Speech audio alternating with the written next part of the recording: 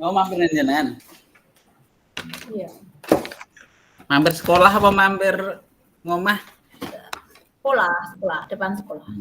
Iya.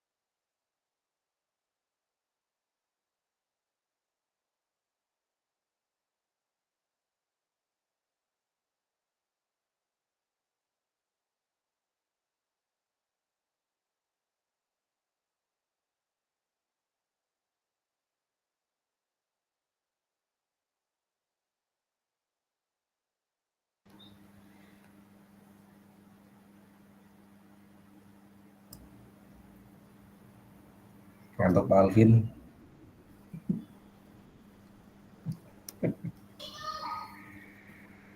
Sudah online. Selamat siang Bapak Ibu. Selamat siang. Selamat siang Bu Joyce. Selamat siang. Selamat siang Bu. Yang semuanya masih semangat ya Bapak Ibu. Semangat Bu Joyce. Ya, baik Bapak Ibu. Assalamualaikum warahmatullahi wabarakatuh. Waalaikumsalam warahmatullahi wabarakatuh. Ya, salam sejahtera untuk kita, Om Swastiastu. Salam kebajikan dan rahayu untuk kita semua yang ada di ruang ini.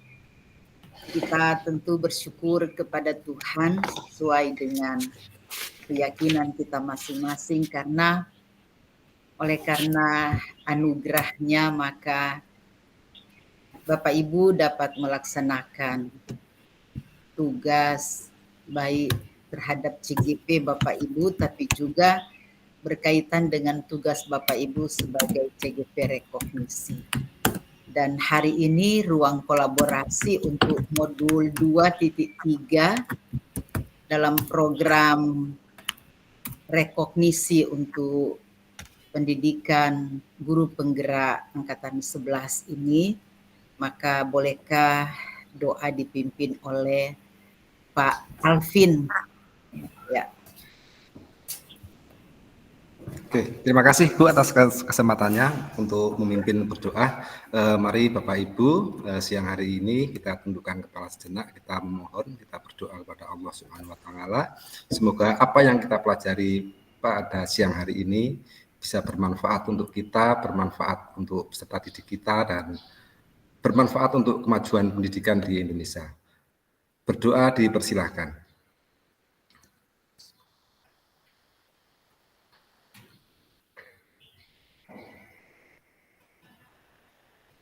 berdoa selesai. Terima kasih Ibu. Terima kasih Pak Alvin. Bapak Ibu, teman-teman Fasil hebat yang saya hormati, di siang ini kita mulaikan kegiatan. Apakah suara saya jelas Bapak Ibu? Sangat jelas, Bu. Sangat Jelas jelas. Ibu. Ya, terima kasih. Semoga kiranya kegiatan kita berlangsung dengan lancar dalam pertolongan Tuhan sebagaimana doa kita masing-masing. Dan tentu Bapak Ibu ada pengalaman-pengalaman yang sudah Anda lewati berkaitan dengan modul yang sudah kita lalui, bahkan yang sementara ini, lebih khusus untuk modul 2.3 sampai di eksplorasi konsep forum diskusi. Ada begitu banyak hal yang harus Bapak Ibu lewati, termasuk di dalamnya ketika Bapak Ibu memfasilitasi CGP di program reguler, ya Bapak Ibu. Kalau saya di reguler angkatan 10, itu sudah sementara menunggu untuk aksi nyata modul 3.3 ya Bapak Ibu. Ya, kita memang memiliki tanggung jawab yang sama sebenarnya, dan sesi ini Bapak Ibu adalah sesi di mana Bapak Ibu diberi ruang untuk mereview modul 2. Baik modul 2.1, 2.2, bahkan 2.3 yang sementara Bapak Ibu lewati ini. Kemudian penguatan tentang penegasan tentang tugas di alur selanjutnya.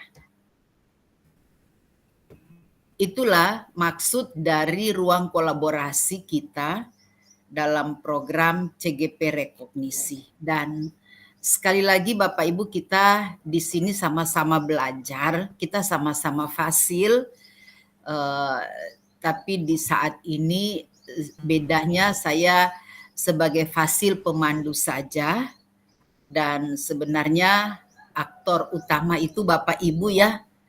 Karena maksud dari ruang kita ini adalah Bapak Ibu mereview kembali materi yang sudah kita pelajari. Baik, saya izin share screen untuk kita.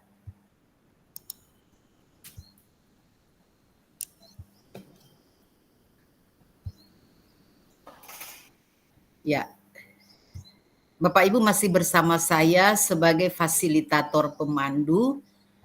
Saya dari Sulawesi Utara, Kabupaten Minahasa Selatan, dan saya hari-hari sebagai pengawas di Kabupaten Minahasa Selatan. Dan kita ada di ruang ini, ruang kolaborasi untuk modul 2.3 coaching, dan ini review materi dan penugasan. Nah, Bapak Ibu, kompetensi lulusan yang dituju, calon guru penggerak mampu mempraktikkan rangkaian supervisi akademik dalam pembelajaran dengan menggunakan paradigma berpikir coaching dan melakukan refleksi terhadap praktik supervisi akademik tersebut. Kemudian capaian umum modul, Bapak Ibu melakukan praktik komunikasi yang memberdayakan sebagai keterampilan dasar seorang coach. Kemudian CGP mampu menerapkan praktik coaching dalam komunitas. Kemudian Bapak Ibu mampu memahami konsep coaching secara umum, meliputi definisi, tujuan, dan jenis coaching, serta perbedaannya dengan mentoring dan konseling. CGP mampu memahami hakikat komunikasi yang memberdayakan dan mampu menerapkannya dalam praktik coaching. CGP mampu memahami langkah-langkah, mendengar aktif dan mampu menerapkannya dalam praktik coaching. CGP mampu memahami langkah-langkah, bertanya, reflektif dan mampu menerapkannya dalam praktik coaching. Kemudian CGP mampu memahami langkah-langkah, memberi umpan balik positif dan mampu menerapkannya dalam praktik coaching. CGP mampu mengidentifikasi peran seorang coach di konteks sekolah, mampu melakukan praktik coaching berdasarkan model Tirta kepada sesama CGP, murid, dan rekan guru di sekolah. Kemudian mampu mengembangkan sikap terbuka, kritis, empati, dan percaya diri dalam melakukan praktik coaching. Nah, ini Bapak Ibu kegiatan agenda kita di hari ini. Jadi ada pembukaan, ada review materi, kemudian ada review penugasan, kemudian penutup. Ya. Seperti biasanya Bapak Ibu kita ada kesepakatan kelas. Ya, mungkin Bapak Ibu semakin familiar dengan kesepakatan yang kita buat di setiap sesi daring seperti ini. Nah, Bapak Ibu, kita akan masuk pada review materi, ya, review materi berkaitan dengan apa yang sudah Bapak Ibu pelajari. Nah, silakan Bapak Ibu kita hening selama 3 menit.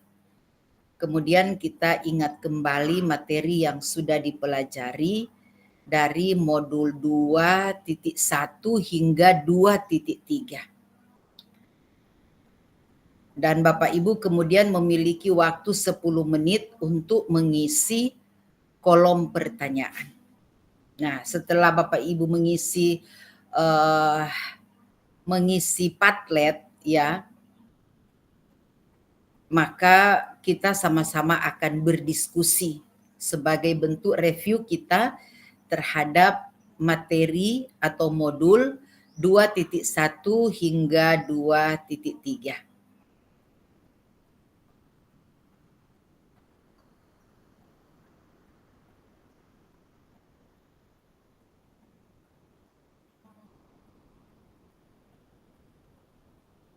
Ya, Bapak Ibu masih punya kesempatan untuk berpikir lagi tentang modul yang sudah kita pelajari. Dan silakan Bapak Ibu mengisi Padlet, saya share di box chat.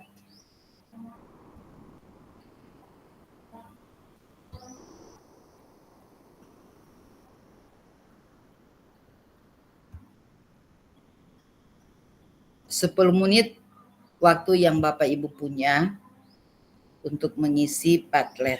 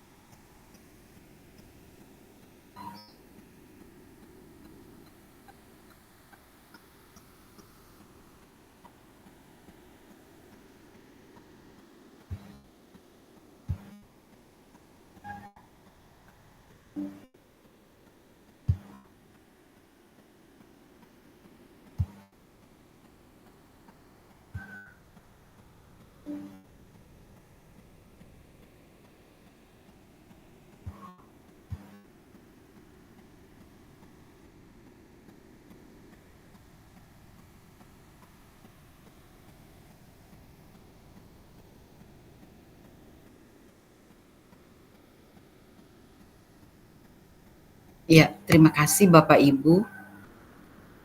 Bapak Ibu sudah menjawab Padlet nomor 1 sampai nomor 5, kecuali nomor 5 ini baru satu orang. Ya. Nomor 1 Pak Mulyono, Purwanti, Ani, Dewi, Pak Larno. Ya.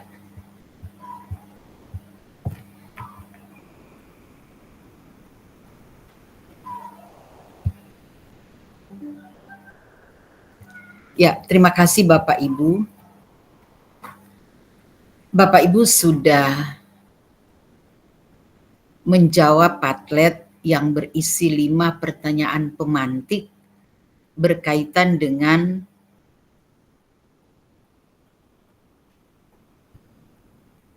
paket modul 2 yang sudah Bapak Ibu pelajari. Yang pertama, bagaimana perasaan Anda setelah mempelajari paket modul 2, terutama terkait dengan perspektif peran Bapak Ibu.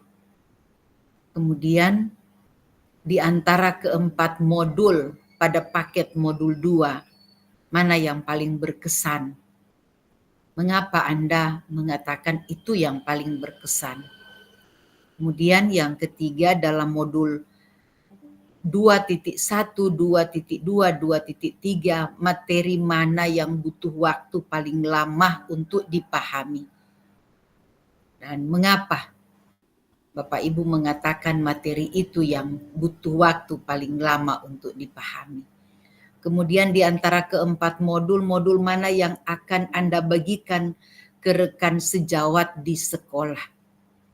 Mengapa? Kemudian yang kelima, di antara keempat modul manakah yang menjadi prioritas untuk segera Anda implementasikan? Mengapa? Sekali lagi terima kasih Bapak Ibu sudah menjawab Padlet ini, dan baik kita akan masuk pada sesi kita mereview, berdiskusi lagi tentang apa yang sudah Bapak Ibu pahami. Yang pertama, kita masuk dulu pada modul 2.1. Saya beri kesempatan 3 orang di antara Bapak Ibu. Setiap orang memiliki waktu 2 menit untuk menyampaikan review modul 2.1. Sekali lagi khusus modul 2.1 ya Bapak Ibu. Silakan. Ya, Ibu Purwanti, dan setelah itu Bu Dewi. Yang satu ya Pak Mulyono ya duluan. Silakan Bu Purwanti. Terima kasih Bu Joyce dan rekan-rekan semua. Di sini saya akan mereview untuk modul 2.1 kaitannya dengan pembelajaran diferensiasi nggih Ibu. Sesuai dengan filosofi pendidikan Ki Hajar Dewantara, bahwa pendidikan yang sekarang adalah menuntun anak sesuai dengan kodrat alam dan zamannya, di mana kita harus melakukan keberpihakan kepada murid. Nah, di kelas kita itu berbagai kebutuhan siswa harus bisa kita akomodir tanpa membeda-bedakan siswa satu dengan siswa lainnya. Karena terkadang di kelas itu kondisi siswa dan kebutuhan siswa itu berbeda-beda. Nah, di modul 2.1 ini kita wujud dari keberpihakan kepada murid itu benar-benar bisa kita wujudkan Ibu. Di mana kita menggunakan yang namanya diferensiasi konten, proses, dan produk untuk melakukan keberpihakan itu dan memenuhi semua kebutuhan belajar murid. Ngoten Ibu, terima kasih, sekian dari saya. Ya, terima kasih Bu. Itu dari Bu Purwanti. Kita dengarkan dari Bu Dewi Lestari. Iya, terima kasih Bu Joyce dan juga teman-teman. Untuk modul 2.1 memenuhi kebutuhan belajar murid dengan pembelajaran berdiferensiasi. Menarik sekali, selama ini banyak yang masih beranggapan bahwa berdiferensiasi itu hanya tentang gaya belajar. Sedangkan sebenarnya hal tersebut masih masuk miskonsepsi. Nah, pembelajaran berdiferensiasi ini salah satu betul yang disampaikan Mbak Pur tadi, bentuk keperpihakan kepada murid. Nah, bukan hal yang sulit, tapi juga bukan hal yang mudah untuk menerapkan pembelajaran berdiferensiasi. Artinya banyak hal yang nanti jika sudah menerapkan, itu pasti baru tahu kelemahan, kekuatan yang kemudian nanti akan dijadikan refleksi.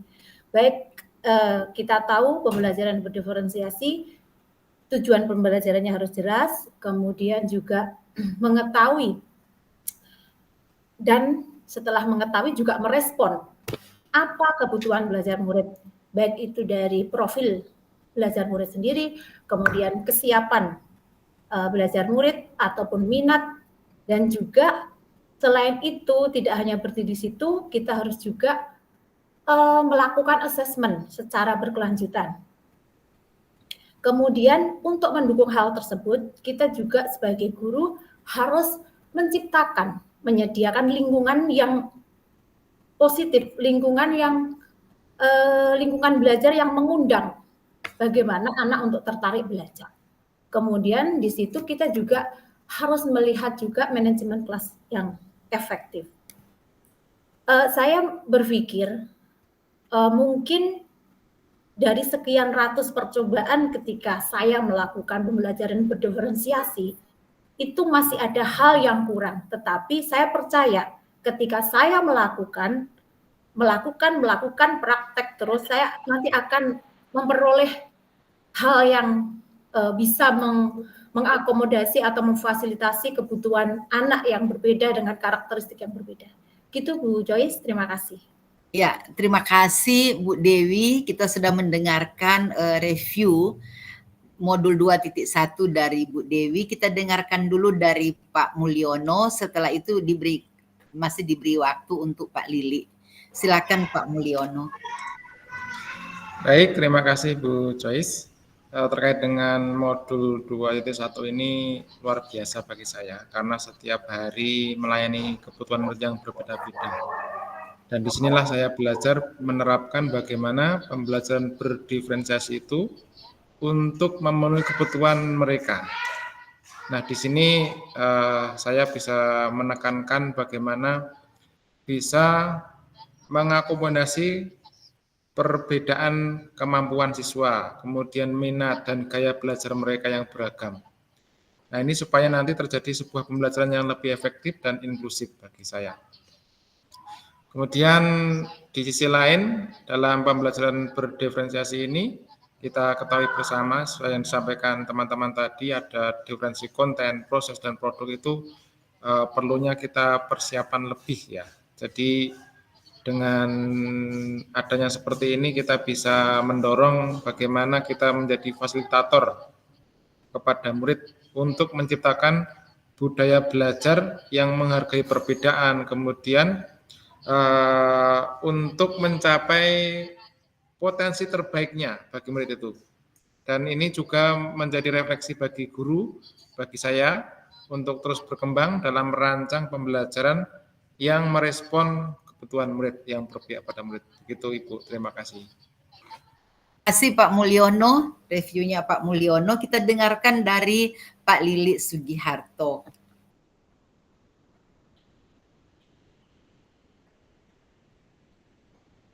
Silakan Pak Lili. Terima kasih Bu Joyce. Suara saya terdengar, J? Ya, jelas Pak. Ini ada suara lantunan dari ruang seni, jadi terganggu sedikit mungkin, tapi tidak masalah. Baiklah Bu Joyce, mohon izin saya akan sampaikan pembelajaran diferensiasi yang saya pelajari selama ini, yaitu diferensiasi itu adalah suatu filosofi, cara berpikir tentang belajar mengajar, dan diferensiasi itu adalah seperangkat prinsip kadang yang selama ini keliru, ada kesalahan sedikit dari teman-teman itu, kadang diferensiasi itu suatu strategi pembelajaran. Nah, miskonsepsi di sinilah yang harus kita benahi. Dan pembelajaran diferensiasi itu adalah suatu prinsip, karena dengan prinsip itu lebih dari apa sekedar metode. Dengan prinsip kita dapat mengembangkan metode kita sendiri, apa yang disampaikan oleh Waldo Emerson. Berikutnya, sebenarnya pembelajaran diferensiasi itu pembelajaran yang mengguncang apa yang terjadi di kelas, sehingga murid lebih banyak pilihan untuk menerima informasi, memahami ide, mengekspresikan apa yang mereka pelajari, seperti itu. Dan yang tidak kalah pentingnya di sini, Bu, itu pembelajaran diferensiasi itu guru perlu mengajar dengan menggunakan berbagai macam strategi dan pendekatan pembelajaran yang beragam sebanyak mungkin untuk memberi ruang bagi berbagai preferensi belajar murid. Dan di sini yang perlu digarisbawahi, kadang-kadang ada miss juga, bahwa diferensiasi itu kita harus memenuhi semua kebutuhan gaya belajar murid. Itu sebenarnya ada suatu miss yang harus kita luruskan dulu. Artinya apa? Diferensiasi itu kita harus menggunakan pendekatan pembelajaran dan berbagai macam strategi, sehingga murid itu mendapatkan pilihan mana yang dari strategi yang diterapkan guru itu yang cocok baginya, sehingga murid akan mendapatkan selama ini pada tempat potensinya bisa dikembangkan. Demikian Bu Joyce dari saya. Ya, terima kasih Pak Lili Sugiharto dan Bapak Ibu Fasil lainnya.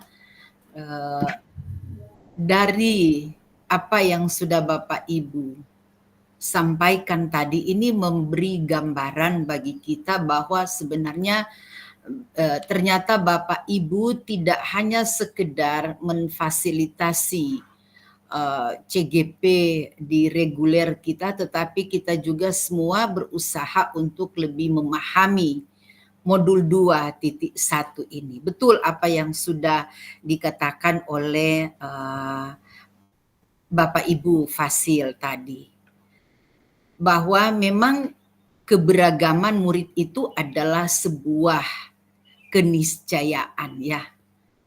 Maka seorang guru yang efektif itu akan memperhatikannya dengan proaktif dan bijaksana.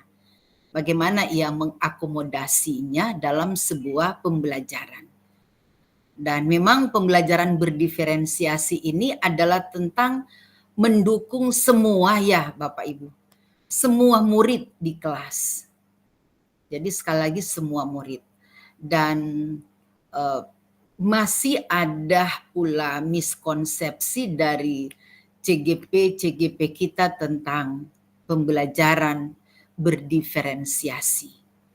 Dan oleh sebab itu di modul 2.1 CGP kita semakin dihentar untuk mampu mengakomodasi keberagaman itu.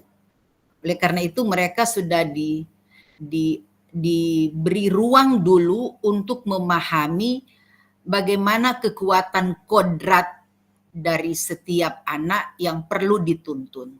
Sebagaimana filosofi pendidikan menurut Ki Hajar Dewantara. Dan dituntun ini tentu hanya dapat dengan prinsip, dengan filosofi pembelajaran berdiferensiasi. Kalau memang kita bicara berdiferensiasi itu adalah proses yang memang komprehensif, ya Bapak Ibu. Itu bahkan mencakup semua, ya semua, termasuk bagaimana guru yang kreatif itu mulai dari perencanaan, persiapan, bagaimana dia menyampaikan, bagaimana dia mengakomodasi, bagaimana dia melakukan asesmen. Dan kita semua patut salut pula kepada pengembang modul, karena memang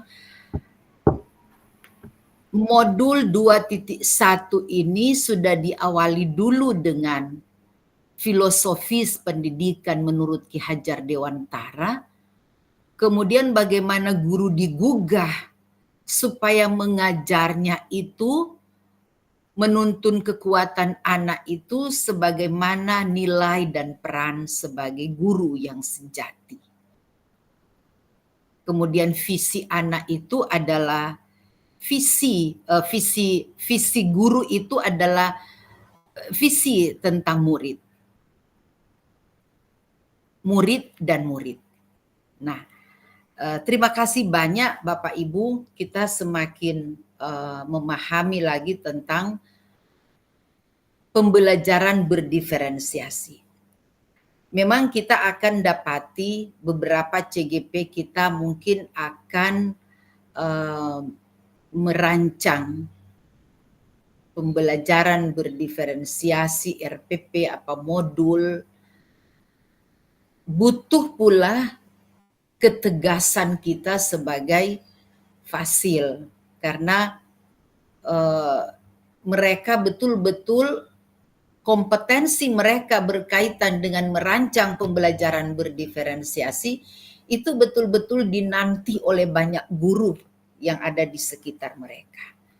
Saya Bapak Ibu di CGP saya itu ada 80% itu saya anjurkan mereka untuk dibikin kembali apabila belum sesuai dengan harapan. Karena saya katakan malu-maluin Bapak Ibu CGP, hasil Bapak Ibu ini dinanti oleh banyak orang di sana. Itu ya. Ya, terima kasih Bapak Ibu sudah berbagi, sudah mereview, dan baik kita masuk pada modul 2.2. Modul 2.2 silakan Bapak Ibu kita mereview. Kita butuh lisannya Bapak Ibu karena sesi ini adalah sesi review. Silakan. Ya, Bu Lilis pertama, kemudian Pak Alvin, dan kemudian Bu Dewi Lestari. Silakan Bu Lilis. Terima kasih Bu. Di modul 2.2 ini kita mempelajari tentang pembelajaran sosial dan emosional. Pembelajaran sosial dan emosional ini merupakan pembelajaran yang dilakukan secara kolaboratif oleh seluruh komunitas sekolah kita tentunya. Dan proses kolaborasi ini memungkinkan anak dan tenaga kependidikan di sekolah ini memperoleh dan menerapkan pengetahuan, kemudian keterampilan, dan sikap positif mengenai aspek sosial dan emosional nanti agar dalam penerapannya nanti dapat mengelola emosi atau kesadaran diri, kemudian mencapai tujuan yang positif yaitu manajemen diri, kemudian dapat merasakan dan menunjukkan empati kepada orang lain atau kesadaran sosial, kemudian membangun hubungan yang positif, ini keterampilan berelasi, dan tentu yang terpenting adalah membuat keputusan yang bertanggung jawab. Begitu Bu, terima kasih. Terima kasih Bu Lilis. Bapak Ibu kita sudah mendengarkan reviewnya Bu Lilis. Kita dengarkan dari Pak Alvin dulu. Setelah Pak Alvin, Bu Dewi, dan Pak Larno. Oke, terima kasih Bu atas kesempatan yang diberikan. Sedikit dari review modul 2.2 yang sudah kami pelajari. Ternyata setelah kita menjalankan untuk modul 2.2, banyak hal yang saya dapat dari modul 2.2 tersebut, di mana pentingnya kita sebagai guru untuk mengembangkan kompetensi sosial emosional pada siswa. Selain kita juga mengajarkan tentang kecerdasan intelektual, siswa juga diharapkan memiliki keterampilan sosial dan emosional yang kuat, sehingga diharapkan siswa dapat sukses dalam hidupnya. Selain itu juga pembelajaran sosial emosional merupakan investasi yang cukup panjang ya bagi kita, di mana dari modul 2.2 ini juga dari materi-materi yang ada sangat memberikan pengetahuan yang saya butuhkan untuk membantu siswa supaya tumbuh menjadi individu yang utuh dan bahagia. Nah, tentunya sebelum kita mengajarkan tentang materi ini juga kita bisa mulai dari diri kita sendiri, Bu. Di mana emosional kita sebagai guru yang kita tampakkan kepada murid-murid kita, bagaimana suara kita, bagaimana pembelajaran kita bisa menyentuh ke hati dari anak-anak. Demikian sedikit review yang saya dapat dari modul 2.2 ini, Bu. Terima kasih. Ya, terima kasih Pak Alvin. Ya, kita sudah dengar review dari Pak Alvin. Kita dengarkan dari Bu Dewi. Silakan Bu Dewi. Ya, terima kasih Bu Joyce untuk modul 2.2. Suara saya apa kredit ya? Teman-teman suara saya ramai? Mungkin ada yang belum terdengar. Ya, terima kasih. Untuk modul 2.2 ini Bu Joyce luar biasa. Yang pertama karena di Taman Kanak-Kanak sudah lama sekali bidang pengembangan sosial emosionalnya ada. Sebelum mungkin di jenjang lain belum ada. Nah, tadinya kita itu dalam pembelajaran sosial emosional itu untuk anak-anak TK itu berkutat antara pembiasaan, kemudian di kelas, kemudian jadi sampai dari awal sampai akhir. Kemudian saya mengikuti PGP ini. Nah, ketemu nih sama modul ini semakin memperkuat pemahaman saya bagaimana pembelajaran sosial emosional ini penting untuk pembentukan karakter anak, juga karakter guru, dan juga sekolah yang berkarakter. Kalau tadi Bu Lilis sudah menyampaikan apa sih itu pembelajaran sosial emosional, dan Pak Alvin juga menyampaikan kalau semua dimulai dari diri kita. Nah, betul sekali, karena kita sebagai guru ketika kemarin memfasilitasi teman-teman CGP itu bagaimana sih caranya agar pembelajaran sosial emosional itu efektif di berbagai jenjang, karena mereka itu agak pesimis apakah di mata pelajaran tertentu atau guru atau jenjang tertentu tidak bisa dilakukan gitu. Kemudian kita sebagai guru itu sebelum membelajarkan PSE untuk meningkatkan KSE itu perlu kita sendiri, dari diri kita sendiri menjadi guru yang be mindful, jadi menjadi pribadi yang mempunyai kesadaran penuh. Kemudian setelah itu teach mindfully, menjadi guru yang berkesadaran penuh. Setelah itu teach mindfulness, mengajarkan bagaimana menjadi pribadi yang berkesadaran penuh. Jadi kalau gurunya saja belum on, belum mindfulness, sepertinya akan sulit bagi anak-anak kita atau komunitas kita untuk juga bisa melaksanakan itu. Jadi intinya gurunya dulu harus on. Dan saya senang sekali ketika melihat pembelajaran PSE ini dilakukan secara kolaboratif. Jadi tidak hanya guru sendiri, yaitu mulai dari satpam sekolah yang ketika membuka gerbang sekolah tersenyum, menyapa ramah, kemudian dilanjutkan oleh guru, kemudian ibu kantin yang ramah, kemudian dari lab mungkin ya, perpustakaan. Jadi semua warga sekolah itu ikut meningkatkan keterampilan ini. Jadi tidak hanya guru, seolah-olah kalau CGP kita itu hanya guru di dalam kelas yang pembukaan secara hangat, kemudian di inti ada diskusi, ada PPL, ada penilaian diri, kemudian yang di akhir ada apresiasi, refleksi. Jadi CGP kemarin tuh masih seperti itu, padahal itu dilakukan oleh seluruh warga sekolah sehingga lingkungan yang aman, nyaman untuk tercapai. Dan Bu Joyce, saya senang sekali menyebut kalau pembelajaran berdiferensiasi itu menyenangkan. Tetapi kalau pembelajaran sosial emosional ini menenangkan gitu. Jadi saling berkaitan. Tenang gitu, akhirnya bisa combine. Jadi kalau jadi gitu ya Bu Joyce, terima kasih terlalu panjang. Ya, terima kasih Bu Dewi. Bapak Ibu luar biasa, Bu Dewi dari jenjang PAUD ya, Bu Dewi. Ya, memang dari semua jenjang kalau kita melihat ya jenjang PAUD ini adalah jenjang yang sejak dulu bahkan ya sudah menerapkan PSE ini lebih dalam begitu, lebih dalam daripada jenjang yang lain. Ya, terima kasih Bu Dewi juga sudah berbagi. Saya terkesan juga pembelajaran berdiferensiasi itu menyenangkan dan pembelajaran dengan PSE itu menenangkan. Ya, terima kasih Bu Dew. Nah, kita dengarkan dari Pak Larno. Silakan Pak Larno. Baik Bu Joyce, terima kasih atas waktunya. Terkait dengan pembelajaran sosial emosional ini, mestinya memang sebuah kolaborasi harus terwujud di dalam sebuah lembaga atau sekolah gitu ya. Karena dengan memberikan wawasan mendalam untuk keterampilan PSE kepada murid, itu dia akan mampu melakukan manajemen diri dan memiliki kesadaran sosial yang tinggi.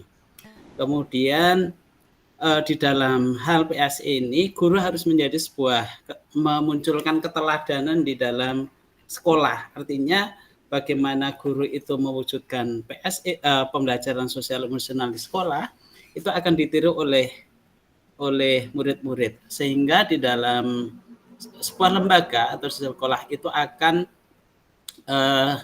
muncul suasana yang aman dan nyaman untuk semua di sekolah, baik itu dari guru maupun kepada siswa begitu. Sehingga ketika penerapan PSE ini terwujud di dalam sebuah lembaga di sekolah, maka siswa akan merasa nyaman di sekolah itu begitu. Terima kasih Bu. Ya, terima kasih Pak Larno. Betul sekali ya Bapak Ibu, apa yang sudah Bapak Ibu sampaikan sebagai bentuk review untuk modul 2.2. Dan memang di ruang kolaborasi bersama reguler, CGP reguler kita, maka kita perlu pula untuk menegaskan kepada CGP kita bahwa sesungguhnya tidak sekedar menyampaikan tentang ide-ide penerapan KSE, karena mereka itu kan nanti akan menyampaikan ide-ide bagaimana penerapan KSE, tapi juga sekaligus kita mengajak CGP kita untuk berefleksi sejauh mana pembelajaran PSE itu dalam diri seorang CGP. Dan itu terwujud pada murid dan rekan, karena mereka kan akan menyampaikan pula bagaimana penguatan terhadap rekan. Mengapa terhadap rekan itu disebut penguatan? Karena sebenarnya seorang guru itu dia sebenarnya sudah paham tentang PSE. Oleh karena itu di ruang kolaborasi bersama reguler mereka bagaimana penguatan terhadap rekan. Nah, tapi juga kita perlu menegaskan kepada CGP kita, apakah Anda sudah melakukannya atau belum? Sebenarnya jika kita mau jujur, guru-guru kita kan sudah melakukannya dalam pembelajaran. Tapi bisa juga belum, bisa juga sudah tetapi tidak maksimal. Sehingga jangankan peserta didik, guru sendiri pula sulit untuk merasakan well-being itu. Ya. Bapak Ibu, teman-teman fasilitator, berkaitan pula dengan PSE, maka itu tidak lepas dari well-being. Karena well-being itu adalah harapan dari setiap orang. Tidak juga hanya murid, tapi juga guru. Dan itu hanya mungkin terjadi jika kita paham, jika CGP kita paham tentang PSE. Dan PSE itu pun hanya mungkin terjadi, dipahami, dipraktekan ketika CGP kita memiliki kesadaran penuh. Karena hanya dalam sadar penuh, guru mampu mewujudkan PSE yang terbukti pada peningkatan 5 KSE itu. Oleh karena itu terwujudnya lingkungan sekolah yang responsif, terwujudnya sikap positif, dan semua capaian harapan tujuan dari PSE itu hanya mungkin jika CGP kita memiliki kesadaran penuh, dan itu tumbuh dari kesadaran dan panggilan nilai dan peran guru. Ya, sebagai dasar atau sebagai pijakan mimpi atau visi ya yang diperjuangkan. Dan tentu CGP kita diharapkan akan sangat memahami PSE ini.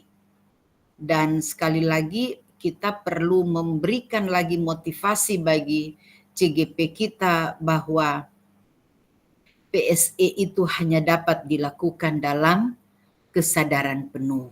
Itu ya Bapak Ibu teman-teman Fasil.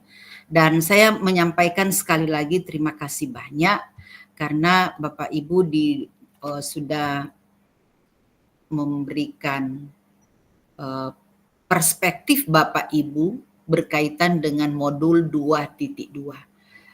PSE itu yang sudah mereka pelajari itu di eksplorasi konsep itu tidak sekedar teori. Tapi teori tanpa praktek itu adalah hampa ya Bapak Ibu.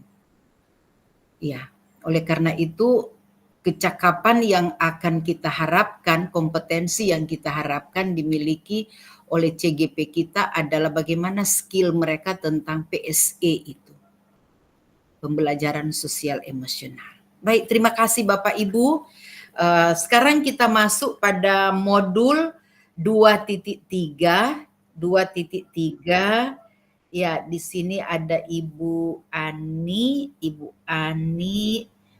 masih ada juga Bapak Ibu yang lain ya yang tadi belum berbicara. Silakan kita dengarkan dulu dari Bu Ani, kemudian Pak Ahmad Subarka. Silakan. Terima kasih Bu Joyce atas waktu yang diberikan kepada diri saya. Selamat siang untuk teman-teman semuanya. Di sini setelah kita mempelajari di modul 2.3 tentang supervisi akademik dan coaching, di modul ini berisi tentang topik yang membantu guru dalam meningkatkan potensi setiap peserta didik dan rekan sejawatnya. Dan tentunya salah satu lewat coaching untuk supervisi akademik. Nah, khususnya ini bagi saya adalah di guru sekolah dasar gitu. Nah, di coaching itu adalah sebuah proses kolaborasi yang berfokus pada solusi dan berorientasi pada hasil untuk memaksimalkan potensi pengalaman hidup, pembelajaran diri, kemudian juga adanya pertumbuhan individu ya dari setiap guru, dan mereka bisa saling berkolaborasi, di mana di dalam relasi guru dengan guru, coaching ini bisa dilakukan untuk meningkatkan perform kerja guru atau untuk menyelesaikan suatu permasalahannya itu. Nah, dalam proses coaching ini dilakukan tentunya dengan prinsip kesetaraan. Jadi mereka bisa saling mengerti kebutuhan apa yang diperlukan, kemudian apa perbaikan-perbaikan yang harus dilaksanakan pada saat supervisi akademik. Tentunya seperti itu. Itu yang dapat saya pelajari dari modul 2.3. Ibu Joyce, terima kasih atas waktunya. Selamat siang. Terima kasih Bu Ani, terima kasih. Kita sudah mendengarkan review dari Bu Ani. Kita dengarkan dulu dari Pak Ahmad Subarka. Silakan Pak Ahmad. Baik, terima kasih Ibu atas waktu yang sudah diberikan kepada saya. Selamat siang untuk Bu Joyce dan teman-teman. Di modul 2.3 yang sudah saya pelajari dan yang sudah saya dapatkan yaitu tentang supervisi akademik berbasis coaching, dan coaching di sini merupakan proses kolaboratif yang berorientasi pada solusi, di mana seorang coach ini membantu coachee untuk belajar dan menemukan jawaban atas permasalahan mereka sendiri. Dan di dalam konteks sekolah ini keterampilan coaching sangat penting bagi guru dalam membimbing siswa untuk mengoptimalkan potensi mereka dan mencapai kebahagiaan sebagai individu serta anggota masyarakat. Dan pendekatan coaching di sekolah ini didasarkan pada prinsip apresiasi, rencana, tulus, dan inquiry yang sejalan dengan filosofi KHD yang menekankan pentingnya memberdayakan siswa. Dan coaching berbeda dari konseling dan mentoring. Konseling itu berfokus pada penyelesaian masalah, mentoring, memberikan tips berdasarkan pengalaman, sedangkan coaching ini mendorong siswa atau coach untuk menemukan solusi sendiri. Kemudian komunikasi yang memberdayakan ini terdiri dari beberapa unsur, termasuk membangun hubungan yang saling percaya, kemudian menggunakan data yang akurat, kemudian merencanakan tindak lanjut. Dalam coaching ini, guru perlu menguasai komunikasi yang asertif, menjadi pendengar aktif, serta memberikan umpan balik positif. Kemudian model Tirta, coaching model Tirta ini digunakan untuk mengarahkan proses coaching. Coach dan coachee bersama-sama menetapkan tujuan, mengidentifikasi situasi dan hambatan, kemudian merencanakan aksi serta membuat komitmen untuk bertanggung jawab atas hasil yang dicapai. Dan secara keseluruhan, coaching merupakan alat pemberdayaan yang efektif bagi guru dan siswa, membantu mereka mengembangkan potensi dan menemukan solusi untuk permasalahan yang dicapai, sehingga menciptakan lingkungan yang produktif dan positif. Seperti itu Ibu Joy, review dari saya. Terima kasih. Ya, terima kasih. Terima kasih. Silakan Bapak Ibu, mungkin ada lagi yang ingin berbicara.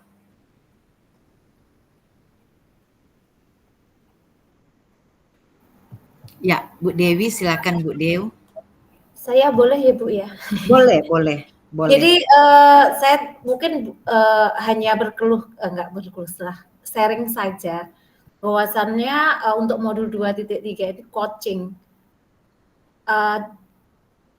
Saya tuh memang mungkin di antara teman-teman ini sudah semua melaksanakan coaching untuk supervisi akademik ya. Tetapi ada berapa kali pun kita melakukan itu masih ada perasaan gini, merefleksi seperti saya sendiri. Apakah saya sudah menjadi pendengar yang baik, pertama itu. Terus apa yang saya lontarkan itu sudah berbobot atau mungkin tidak ada ketersinggungan dari apa yang saya sampaikan terhadap coach saya gitu. Karena kelihatannya mudah, tetapi untuk present, kemudian mendengar, sabar, dan sampai pada titik seorang coach itu untuk tidak gegabah dalam menyampaikan solusi yang seharusnya alternatif solusi, jadi menyampaikan solusi itu menurut saya sendiri itu masih perlu banyak belajar Bu Joyce, karena jadi saya sering berefleksi, bukan berarti terus ketika saya sudah melaksanakan coaching itu sudah baik, enggak.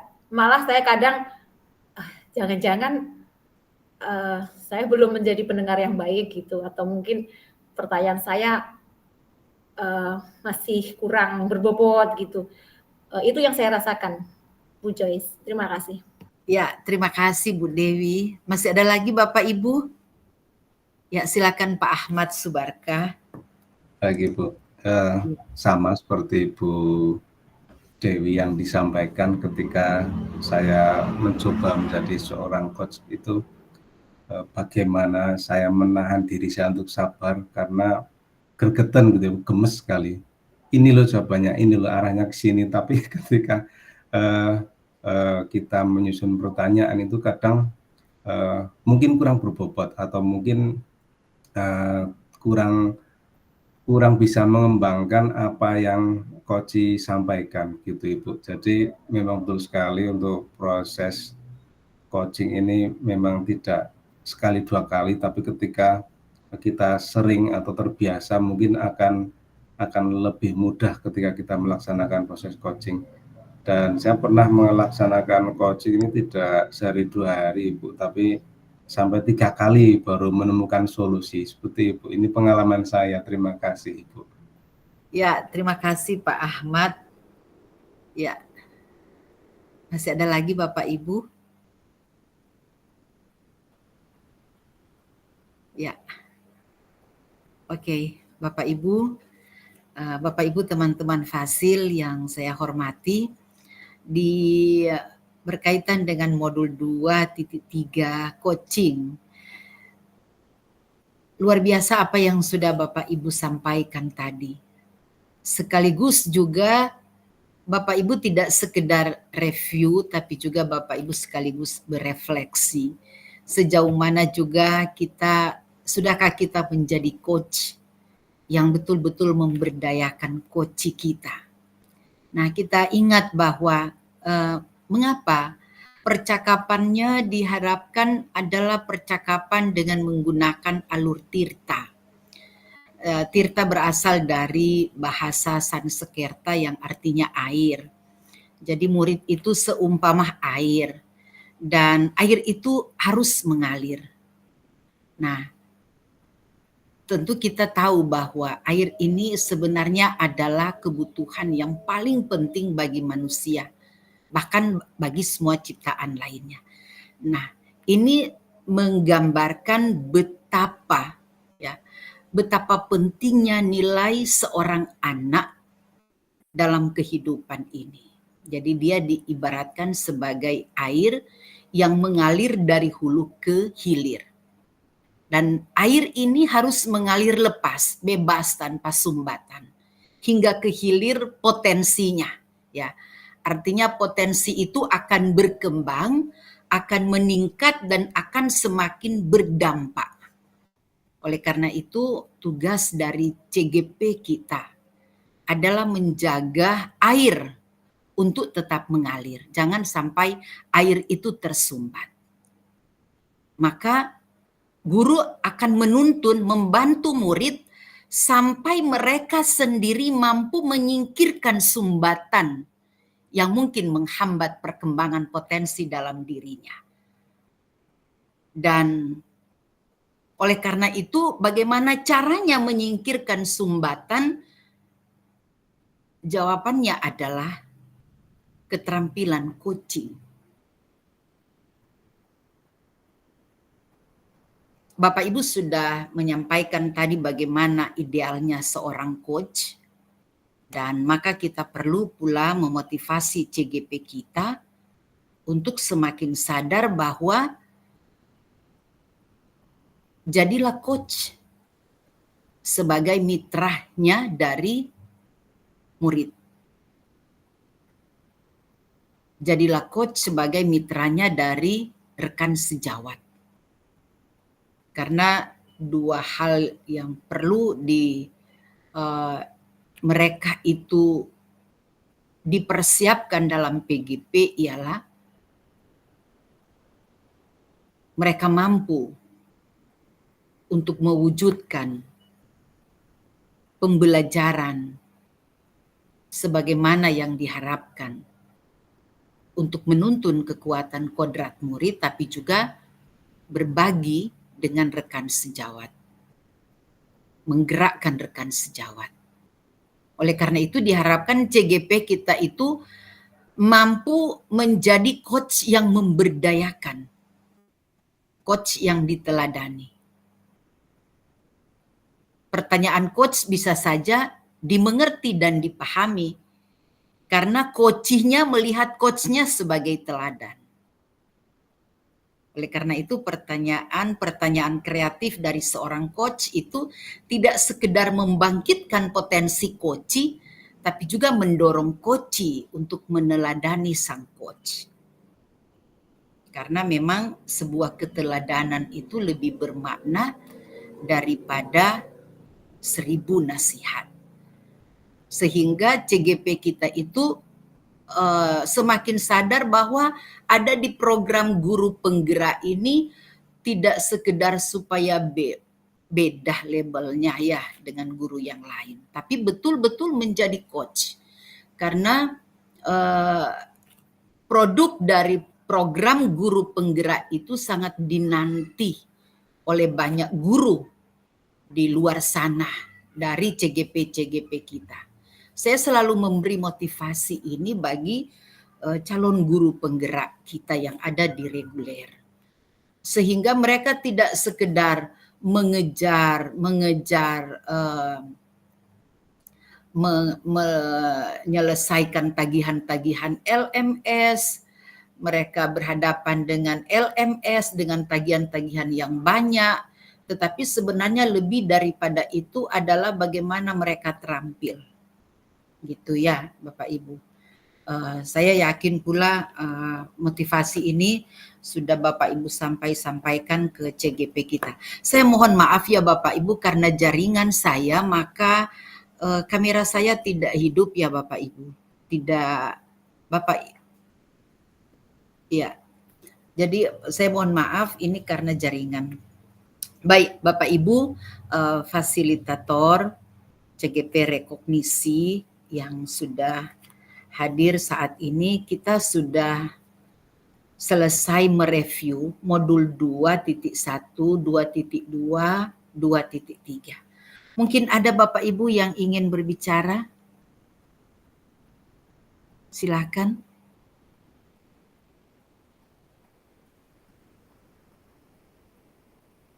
Ya, Pak Lili, silakan Pak Lili. Ya, terima kasih Bu Joyce. Ini hanya sekedar menambah sedikit dan ingin mendapat solusi dari teman-teman. Itu coaching itu kalau saya menilai ini materi yang berat Bu Joyce. Ya. Saya itu code itu yang letaknya di sini. Ketika saya bertanya pada pertanyaan yang berbobot itu kadang sulit juga. Terus yang kedua, ketika menghindari asumsi. Kadang kita terbawa berbagi pengalaman. Kadang-kadang seperti itu. Jadi kalau pertama kali mencoba itu, kadang kita mentransfer pengalaman kita ke coachingnya itu. Itu kadang-kadang seperti itu. Yang pertama. Jadi itu. Terus yang berikutnya. Tindak lanjut konkret itu kadang coachnya saya sendiri awal-awal itu tidak sabar, akhirnya memberi tip-tip dan triknya gitu loh. Itu hanya itu saja. Mungkin dari teman-teman ada pengalaman yang lain. Itu aja Bu Joyce, itu dari saya. Ya, terima kasih Pak Lili. Itulah sebabnya Bapak Ibu CGP kita di eksplorasi konsep juga sudah dibelajarkan membedakan antara coaching, mentoring ya Bapak Ibu. Bahkan bentuk-bentuk pendampingan lainnya pula, misalnya facilitating, training. Mengapa coaching Bapak Ibu? Karena memang percakapan coaching ini adalah percakapan yang memberdayakan. Ya kan? Memang kita saking kita gemesnya Bapak Ibu, kadangkala ini loh yang sebenarnya yang ideal, maka kita terjebak sebagai mentor ya Bapak Ibu. Betul itu. Ya, padahal kita harusnya mampu menggali potensi dari coach kita, biar melejit, gitu kan, biar naik ya, biar dapat, sehingga berusaha kita supaya memang jawaban itu, solusi itu bukan dari kita, tetapi pertanyaan kreatif dari seorang coach itu yang akan menggelitik seorang coach sehingga dia mampu memberikan solusi. Justru solusi itu datang dari dirinya sendiri, tapi memang pertanyaan coach itu menentukan Bapak Ibu. Pertanyaan coach itu menentukan. Oleh karena itu, saya juga mengatakan kepada CGP saya, Bapak Ibu, betul apa yang dikatakan Pak Lili. Kita perlu untuk sering melakukannya. Semakin kita sering, semakin kita kenal kelemahan kita sebagai coach. Semakin kita tahu, oh ini loh yang kurang dari saya sebagai coach. Kemarin saya praktik coaching, saya coaching teman sejawat, harusnya tidak ini yang saya sampaikan. Jadi memang perlu berlatih, perlu latih. Kita lakukan terus sampai seorang CGP itu memiliki kecakapan, keterampilan, bagaimana percakapan coaching yang seharusnya. Itu ya. Benar sekali Pak Lili apa yang Pak Lili sampaikan gitu. Oke, masih ada lagi Bapak Ibu? Silakan jika masih ada. Lisan Bapak Ibu menguatkan teman-teman loh. Silakan Bu Dewi. Ini juga berbagi saja. Di angkatan sebelumnya itu kan tugasnya untuk saling melaksanakan coach dengan teman sejawat. Nah, itu kan direkam ya Bu Joyce. Nah, kebanyakan itu juga sebagai refleksi diri saya hanya berbagi saja. Banyak CGP yang masih beranggapan coaching itu hanya untuk orang yang bermasalah gitu loh, sehingga ketika awal menanyakan tujuan yang ingin dicapai itu, ya Bu masalahnya apa gitu. Dan itu mungkin mindset teman-teman CGP masih apa ya, saya menyadari itu, kalaupun saya awal latihan pasti seperti itu juga ya Bu Joyce. Cuman itu hanya berbagi saja. Kemudian saya juga ingin berbagi ketika coaching itu kadang melebar ke ranah yang bukan tujuannya gitu loh. Tujuannya apa itu jadi melebar ke hal-hal pribadi, kadang jadi curhat gitu. Pernah ada CGP yang bertanya, apakah ada Bu coaching yang tidak berhasil gitu? Artinya mereka berpikir coaching itu hanya sekali, 2 kali, mungkin sehari 2 kali, bahkan kalau ada yang jangka pendek, ada yang jangka panjang ya Bu ya. Dan itu mungkin juga ada yang tidak berhasil, yang kemudian mulai dari awal lagi. Jadi mindset teman-teman CGP itu sekali melaksanakan coaching itu masalah bisa teratasi gitu. Itu yang pertama. Yang kedua, ketika menyampaikan tujuan dari coaching itu sendiri, masih bertanya apa masalahnya gitu. Sehingga itu juga menjadi bahan refleksi bagi saya juga untuk di modul 2.3 ini nanti bersama teman-teman CGP yang angkatan 11 ya. Semoga nanti tidak ada hal seperti itu lagi.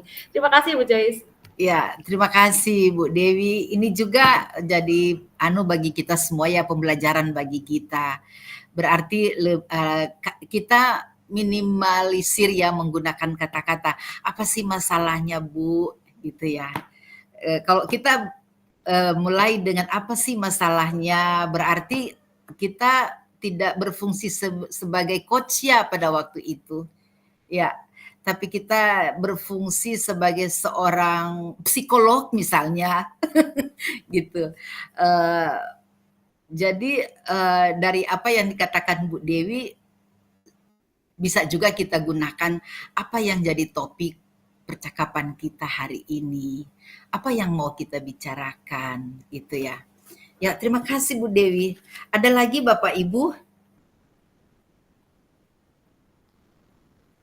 Silakan Bapak Ibu yang ingin berbagi, karena apa yang Bapak Ibu katakan nanti ini bisa sekali lagi dapat menguatkan ya kita semua. Tidak hanya Bapak Ibu, tapi saya juga sebagai fasil gitu. Ya. Baik, cukup ya Bapak Ibu. Sekali lagi saya menyampaikan terima kasih untuk sesi review ini, luar biasa Bapak Ibu. Meskipun kita di sini hanya bersepuluh Bapak Ibu, tetapi luar biasa pemahaman yang sudah kita dapatkan di sesi ini. Itu karena kita betul-betul memaksimalkan tujuan dari ruang kolaborasi kita di hari ini. Karena kita tidak akan banyak membahas teori-teori, tetapi kita lebih banyak review, juga bagaimana perspektif kita ketika kita sudah melewati modul 2.1, 2.2, dan 2.3. Saya melihat bahwa modul 2 ini adalah modul di mana CGP kita menerapkan tentang modul 1 yang sudah dipelajari ya. Bagaimana mindset mereka berubah tentang filosofis pendidikan, bagaimana mereka tergugah dengan nilai dan peran sejatinya sebagai seorang guru, bagaimana visi mereka, dan itu semua dituangkan di modul 2 ini, modul 2.1, 2.2, dan 2.3.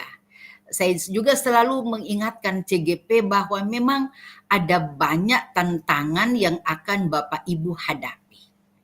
Oleh karena itu, Bapak Ibu perlu memiliki resiliensi, ya, daya lenting untuk bangkit sehingga Bapak Ibu tetap semangat karena Bapak Ibu ada di modul terakhir di modul 2. Tinggal satu paket modul lagi gitu. Saya selalu memberi motivasi bagi CGP kita sehingga mereka tetap semangat. Nah, baik Bapak Ibu, saya izin share screen untuk kita. Kita lanjut sekarang ini Bapak Ibu pada penugasan Bapak Ibu sebagai CGP rekognisi. Ya, baik Bapak Ibu. Bapak Ibu di penugasan yang Bapak Ibu lakukan, memang bersama saya sebagai fasil Bapak Ibu melakukan mengisi semua yang ada di modul akhir saja ya Bapak Ibu. Modul 1.4, 2.3, dan 3.3. Itu bersama saya sebagai fasilitator. Nah, Bapak Ibu di penugasan ini tentu pada akhirnya Bapak Ibu diharapkan mampu untuk melakukan penugasan di aksi nyata. Tapi sebelumnya Bapak Ibu, penugasan yang Bapak Ibu lakukan, ya, yang Bapak Ibu lakukan nanti pada besok Bapak Ibu akan berkolaborasi, ya, berkolaborasi dengan rekan sejawat, dengan teman CGP, sekali lagi dengan teman CGP di sesi ruang kolaborasi. Bapak Ibu akan secara mandiri tanpa pengawasan dan penilaian dari fasilitator pemandu, ya. Jadi pada sesi itu Bapak Ibu secara mandiri. Dan penugasan ini dilakukan tujuannya Bapak Ibu agar fasilitator rekognisi lebih siap saat menemani CGP di reguler, ya, untuk mengerjakan tugasnya, ya. Memang Bapak Ibu ada kemarin kami di WA Group fasilitator pemandu ada instruksi-instruksi yang berbeda. Oleh karena itu kita selalu lihat pada apa instruksi sebenarnya dari LMS, ya. Jadi kita selalu melihat dari apa yang ada di LMS. Nah, Bapak Ibu untuk sesi Bapak Ibu di ruang kolaborasi besok, jadi Bapak Ibu akan berpasangan.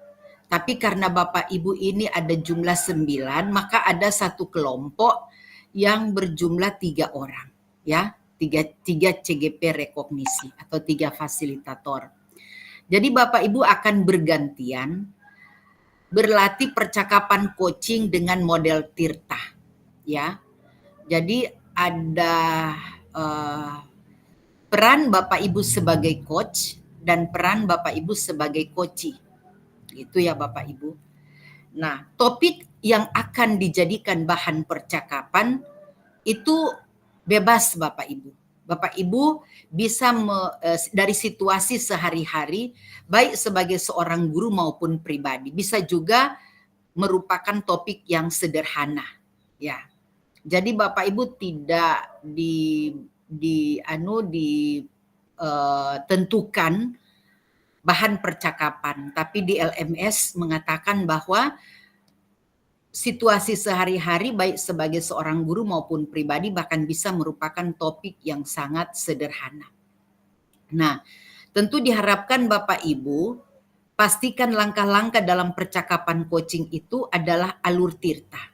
Ya, dalam berlatih percakapan coaching Bapak Ibu praktikan dengan baik alur Tirtanya.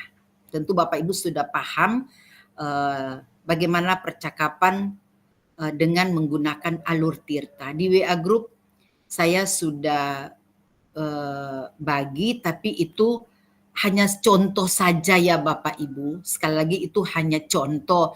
Mungkin juga ada yang keliru di situ, bisa Bapak Ibu tidak menggunakannya. Jadi hanya tergantung Bapak Ibu apakah bisa itu menjadi referensi Atau bisa juga sebagaimana pemahaman Bapak Ibu, ini masih kurang, tidak apa-apa Bapak Ibu. Jadi kita melakukannya lebih ideal, ya.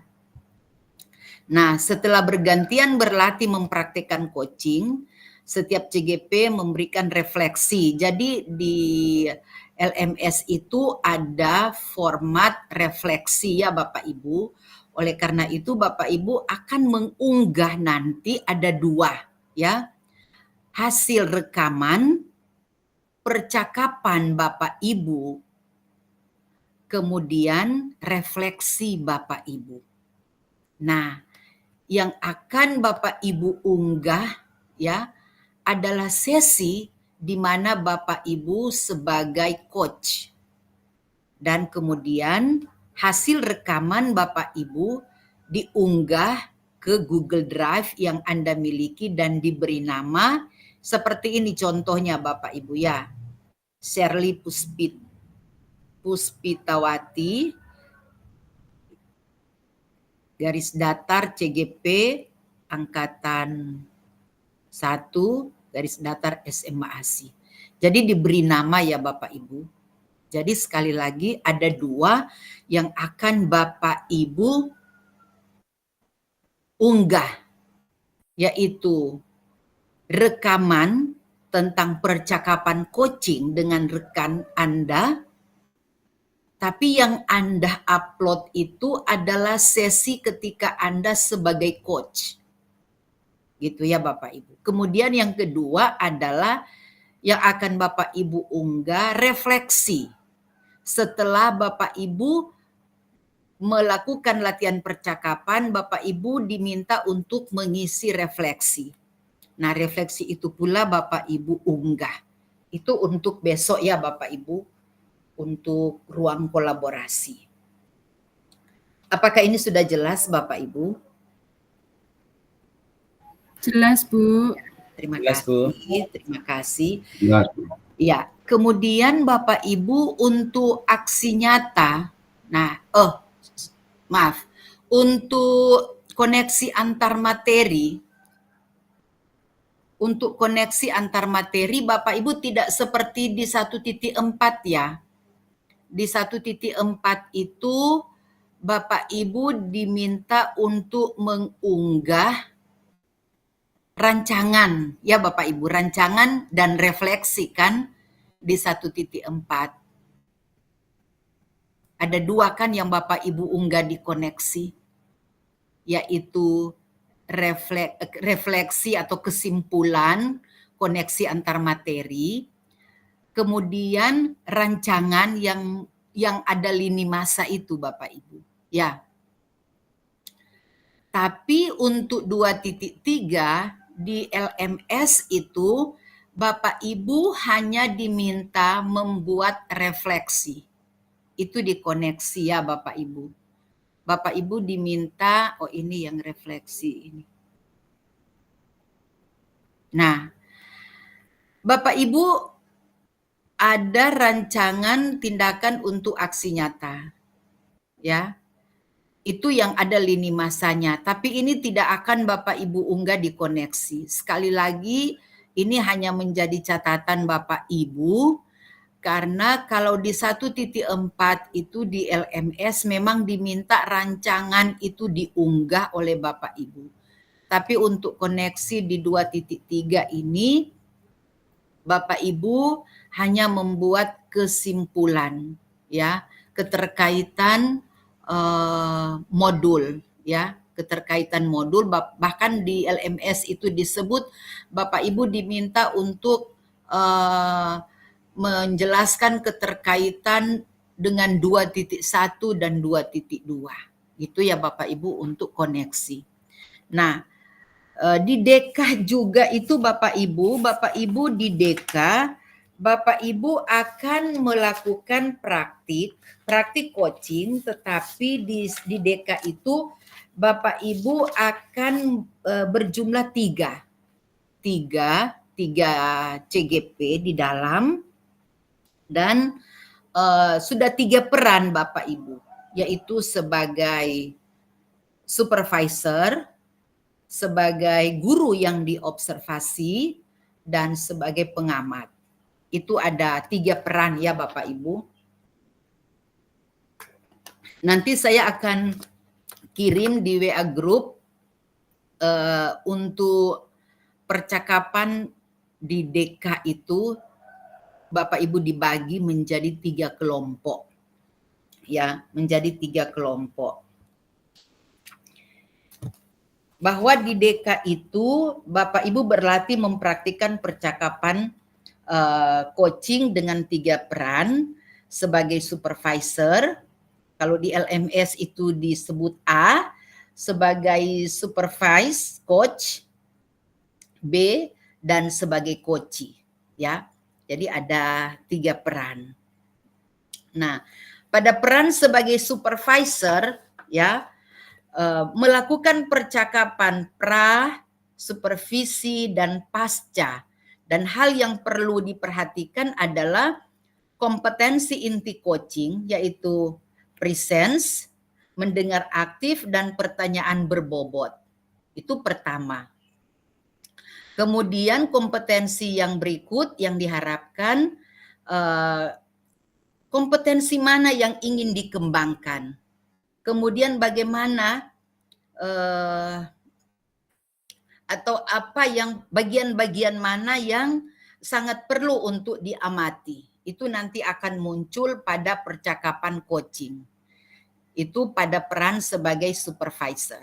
Kemudian pada peran sebagai sebagai coach, itu melakukan percakapan tirta dengan rasa. Bapak Ibu sudah mempelajarinya di eksplorasi konsep ya. Dan kemudian kompetensi coaching sebagai acuan ya. Itu sebagai coach. Nah, pada peran supervisor, bagaimana supervisor melakukan percakapan terhadap coachee dengan memberikan umpan balik, itu pada pasca. Jadi yang diharapkan nanti di pasca adalah bagaimana seorang supervisor dia mampu memberikan umpan balik. Dan umpan balik seperti apa? Tentu selama ini di program guru penggerak berharap umpan balik yang diberikan itu adalah umpan balik yang konstruktif ya, yang membangun dan sebagainya. Nah, Bapak Ibu, itu yang akan Bapak Ibu lakukan di DK. Bapak Ibu tentu akan bergantian peran ya. Dan yang akan Bapak Ibu unggah adalah peran Anda sebagai supervisor. Ya, jadi kalau di ruang kolaborasi peran Anda sebagai coach, maka di DK itu peran Anda sebagai supervisor. Saya yakin Bapak Ibu akan sangat memahami instruksi LMS ya jika Bapak Ibu mempelajarinya. Nah, itu Bapak Ibu. Nah, nanti di aksi nyata Bapak Ibu akan melakukan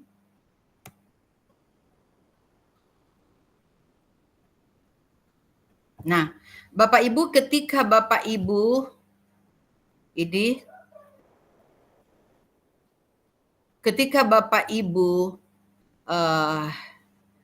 melakukan percakapan pra, observasi, dan pasca, di LMS itu Bapak Ibu sudah ada lembar-lembar ya pada alur aksi nyata, sudah ada lembar-lembar yang perlu Bapak Ibu lengkapi, Bapak Ibu isi ya Bapak Ibu. Jadi sudah ada di LMS lembar-lembar yang akan Bapak Ibu isi pada alur aksi nyata.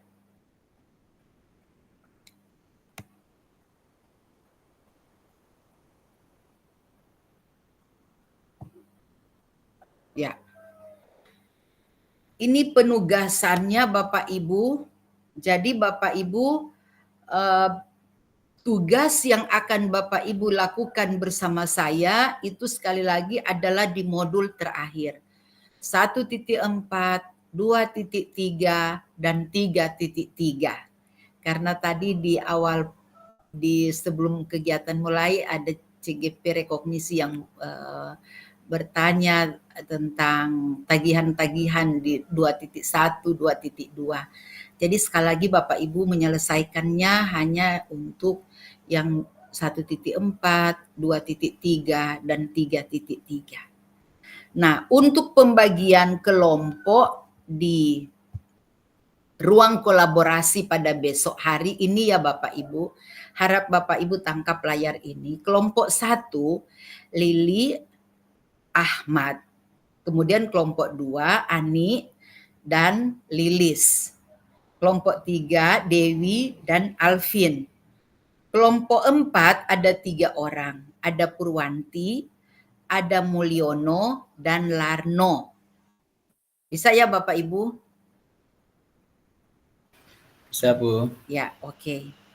Itu Bapak Ibu untuk penugasan Bapak Ibu di alur selanjutnya. Tetap semangat ya Bapak Ibu. Saya sangat paham Bapak Ibu memiliki tugas yang banyak. Bapak Ibu bisa berkolaborasi. Saya sangat yakin bahwa kolaborasi itu akan membantu Bapak Ibu. Silakan ada raise hand Bu Purwanti. Terima kasih Bu Joyce. Yang ingin saya tanyakan untuk dekon Bu, demonstrasi kontekstual, kelompoknya kan bertiga-tiga nggih Bu? Iya. Untuk kelompok DK nanti saya kirim di WA grup besok ya Bapak Ibu. Nanti juga Bapak Ibu tidak kan Bapak Ibu mau konsentrasi dulu kan untuk ruang kolaborasi ya Bu Purwanti. Mana juga Bapak Ibu harus periksa hasilnya CGP. Ya. Terima kasih Bu Joyce. Ya, nanti saya kirim itu Bu Purwanti dan teman-teman. Baik Bapak Ibu, kita sudah molor 2 menit. Saya mohon maaf ya segala kekurangan dan keterbatasan saya. Dan saya sangat salut dengan Bapak Ibu meskipun Bapak Ibu menjalani tugas sebagai fasilitator di program reguler, tapi Bapak Ibu tetap semangat mengikuti kegiatan ini. Sekali lagi saya mohon maaf segala kekurangan dan keterbatasan, dan kita mengakhiri kegiatan ini dengan doa. Bolehkah doa oleh Ibu Ani Setiawati? Siap. Terima kasih Bu Joyce atas waktu yang diberikan kepada diri saya. Baik teman-teman semuanya, marilah kita akhiri kegiatan kita pada siang hari ini. Berdoa menurut agama dan kepercayaan kita masing-masing. Berdoa dimulai.